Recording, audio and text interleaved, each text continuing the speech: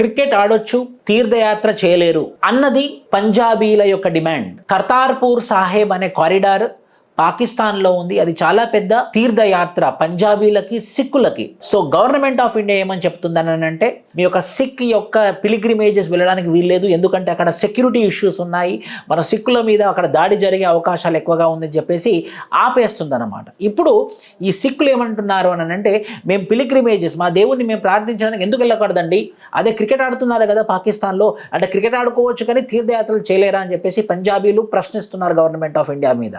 So ఖచ్చితంగా government of India ఇది Punjab government of పాకిస్తాన్తో మాట్లాడి అక్కడ మన వాళ్ళు వెళ్ళి అక్కడ పూజలు చేసుకునే విధంగా ఖచ్చితంగా సౌలభ్యం అయితే చేయాలి. లేకపోతే ఖచ్చితంగా ఈ ఖలిస్తాన్ మూమెంట్ దీనికి ఇంకో ఉదాహరణలాగా మారి ఈ ఖలిస్తాన్ ఉద్యమం ఇంకా తీవ్రతరమై పంజాబీలకే సపరేట్ కంట్రీ వస్తే బాగుండని చెప్పేసి ఇంకా డిమాండ్ పెరిగే అవకాశం ఎక్కువగా ఉంది.